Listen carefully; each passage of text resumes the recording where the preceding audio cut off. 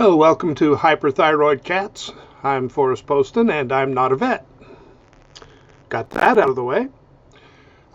In previous videos, I've talked about the front end of the cat, what goes in and what comes out when it shouldn't. Today, I'm going to switch things around and talk about the far end of the cat. And what always comes out, but sometimes not the way it should. And that, of course, means we are dealing with diarrhea. As with many things, diarrhea is more common in hyperthyroid cats, although the hyperthyroidism is not necessarily the cause. On, I suppose, the positive side, the various treatments remain the same, although it may change which one ends up working. But there are several things to try. May take more than one of them, but generally we can clear this up. And the same things apply if it's a cat with diarrhea and not hyperthyroidism. So even if your cat is not hyperthyroid, these ideas may help. Before I get into things more completely, I do want to give you the routine. Please subscribe if you haven't done so. Click the thumbs up button, make comments, and share. Tell your friends. These are the things that really help a site get attention. We call it feeding the algorithm. I sometimes call it feeding the dragon.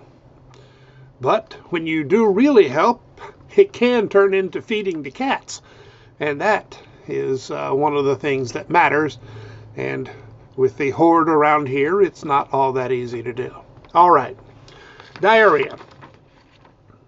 You may have noticed that I tend to ask questions before I try to give answers. Partly it's a habit of a teacher, and it's also simply necessary in many of these situations. So the first question here is going to be, did the diarrhea start before or after you started medication for the hyperthyroidism? If you are using any oral form of methimazole, the number one side effect is digestive upset, which may mean vomiting. It may just mean some irritation that reduces absorption, rather like IBD, or it may mean diarrhea, or all of those. If the problem started after the methimazole, you almost certainly need to stop the methimazole until you get the diarrhea settled. Then can go back to the methimazole either in a different form, a lower dose, or continuing something like slippery elm to prevent the irritation. If the diarrhea was already in place when you got the diagnosis, you may still need to stop the medication. It's probably a good idea. However, sometimes just giving methimazole and getting the T4 in line will stop the diarrhea. So one of the things vets often count on, it doesn't happen all that often. Even if the hyperthyroidism was the original cause, once diarrhea gets started, it often needs some help to stop. You've probably learned that in a more personal way, not just with cats. Now here is one of the first problems, and something that your vet often doesn't seem to think of. The methimazole can worsen the diarrhea, and the diarrhea can decrease absorption of the methimazole.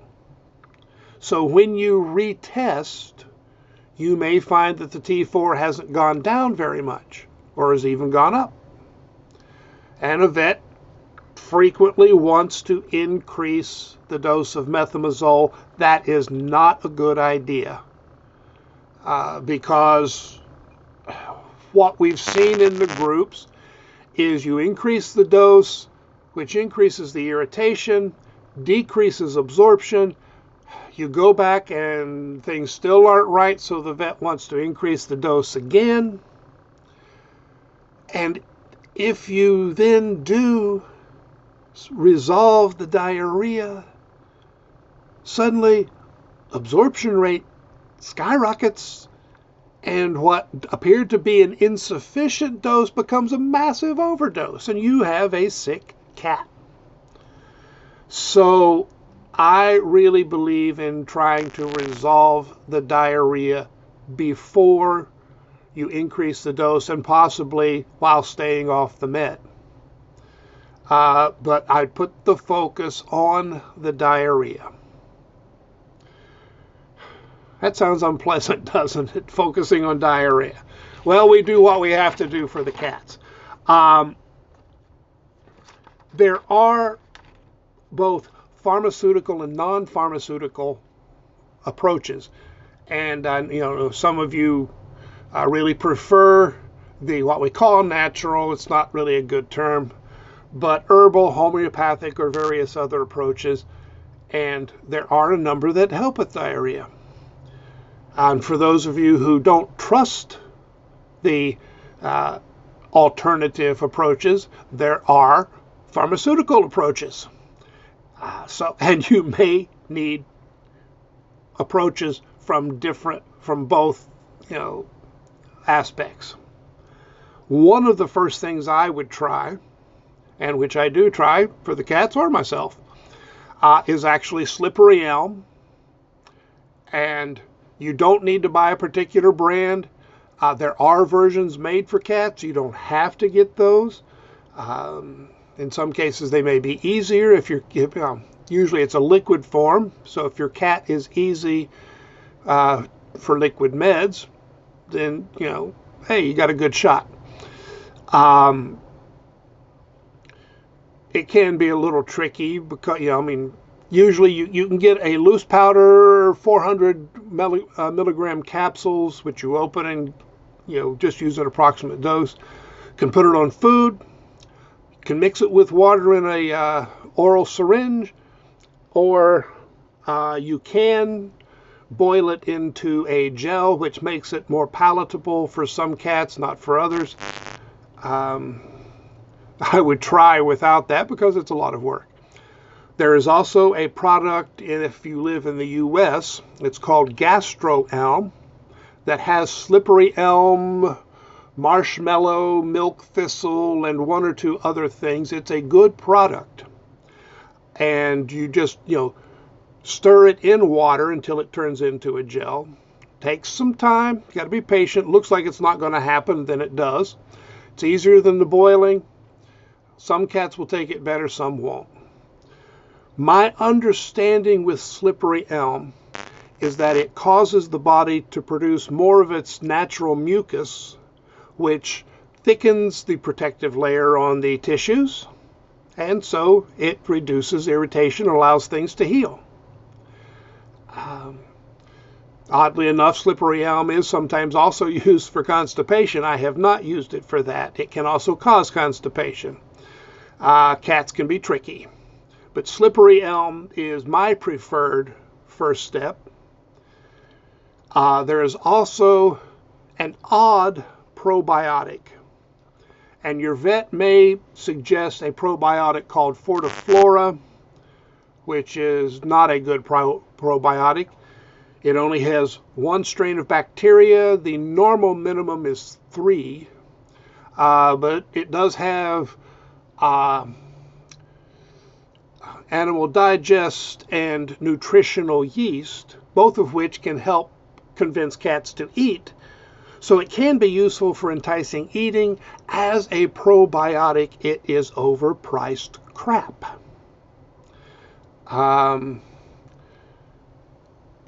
Now, I bring that up because, a good probiotic can be helpful. I'll mention that probably later. But S. boyardii, and I do not know the proper pronunciation actually, it's a probiotic, but it's different from others. It is a single strain of bacteria, and this is the one case where that is fine. And again, my understanding is that its main effect is that it helps the digestive system balance the good, intestinal bacteria. So you get the right balance of the probiotic lines already in the system without giving additional probiotic. S. boulardii does have an excellent record against diarrhea, and I will be adding a link either in the description or comments to a website with a lot of information about using S. boulardii, as well as some additional information about diarrhea. And hey, if you prefer reading things rather than listening to some gray-haired guy on the internet, then it'll help.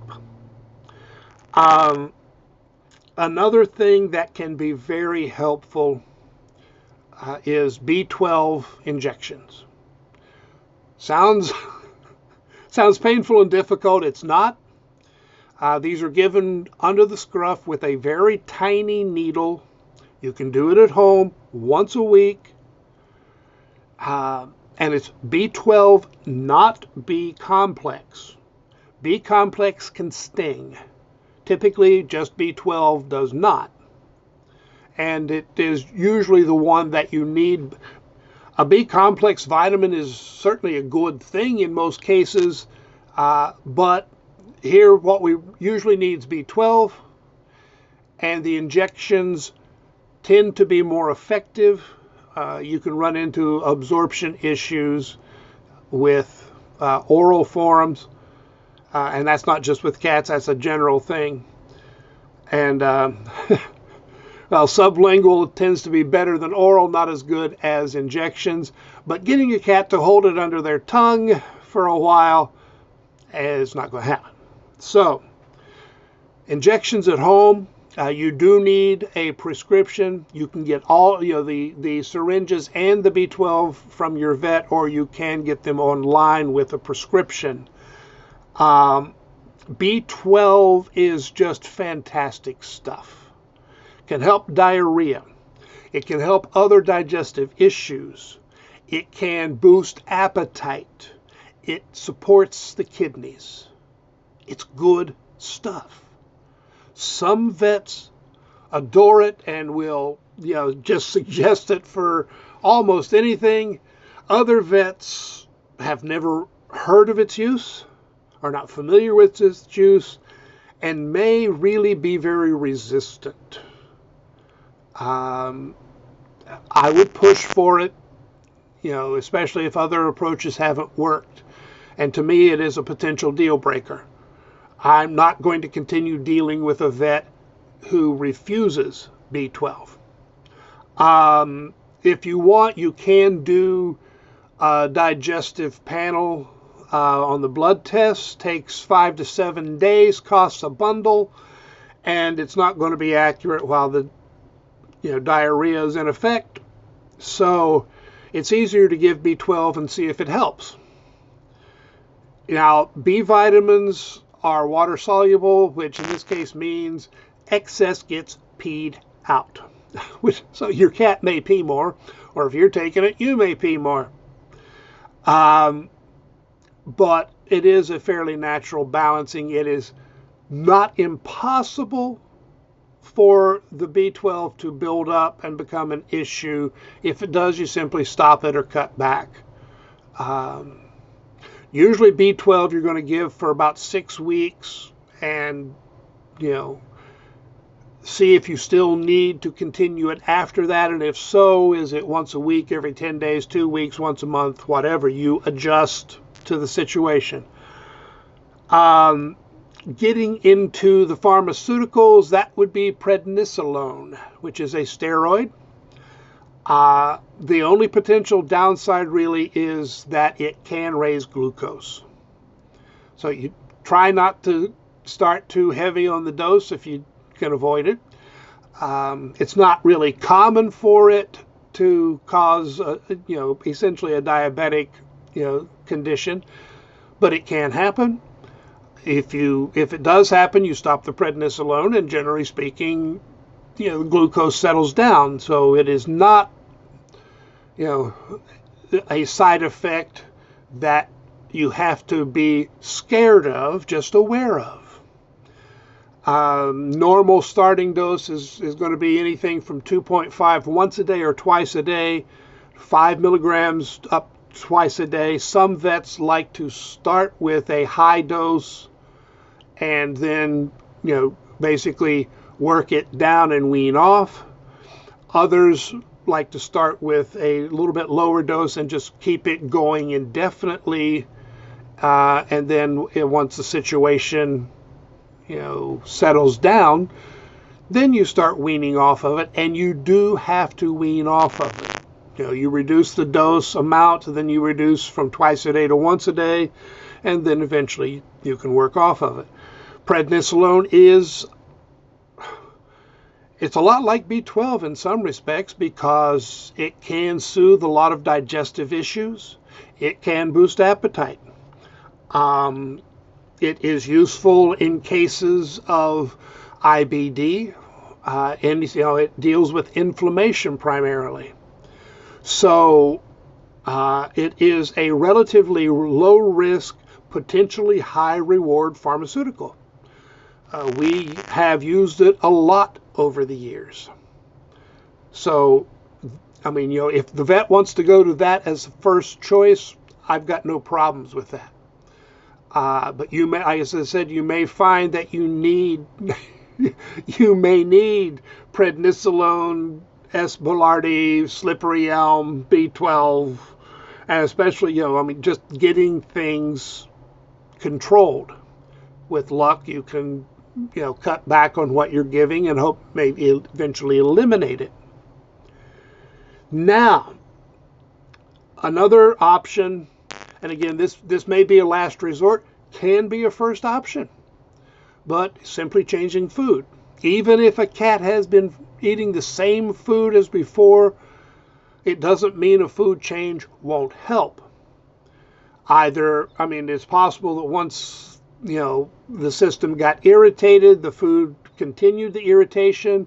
It's possible that the company has changed things in the food. It may be the same ingredient list, but that doesn't mean the amounts are the same or that, the sources are the same. Ingredient lists are not all that accurate or in depth. Or it may simply mean that the quality of the meat wasn't that good when it was processed. So going to a novel protein, something the cat has not eaten, may help. Going to a higher quality, cleaner food. And by that I mean better quality meat, higher percentage of meat, minimal fillers. And I consider rice, corn, wheat, and things that are often used as the primary ingredients to be fillers. Yes, they contain protein, and cats can use them to some degree. They are not ideal. In some cases, the only thing that's really going to settle the digestive system down is a good raw diet. You can do that at home if you have the time, energy, and desire. And the easiest way is actually just raw meat and buying a completer such as Easy Complete that will contain all of the additional things necessary, because the meat you buy at, unless you're buying a whole cow, pig, or chicken, something like that, you are not buying all the nutrients. Just the chicken breast or some ground hamburger doesn't actually have everything a cat needs, so you buy the completer and add it. Another option is a good frozen or freeze-dried commercial raw food. And don't buy into the fear-mongering that you may hear. Those foods are good quality. You do not have any exceptional danger of bacterial issues. Most of that is being pushed around by the other food companies who don't like the competition. Stella and Chewy's makes a wide variety in both the freeze-dried and the frozen, and it is easily available. There are a number of other good brands. They're usually just a little harder to find. The freeze-dried you can buy online. Frozen you need to get locally and take care of it properly. Note that while these are more expensive than the average supermarket food, not as much as you would think, because a cat actually doesn't have to eat as much of it. With the good quality raw foods, about 4 ounces a day is all a 10-pound cat needs. And with the freeze-dried food, you have to look at the weight once you've added water. If you're trying to figure how many ounces just based on the freeze-dried condition, it looks like a lot. But you cut that, usually, I think it was 5 ounces of freeze-dried food and add about 10 ounces or so of water. So you get, 5 ounces of freeze-dried food becomes 15 ounces, and that's a lot more cost-effective. We have had several cats that we took in off the street who had digestive issues, spent a few $1,000s on testing and treatment, and then the only thing that would help turned out to be a decent raw diet.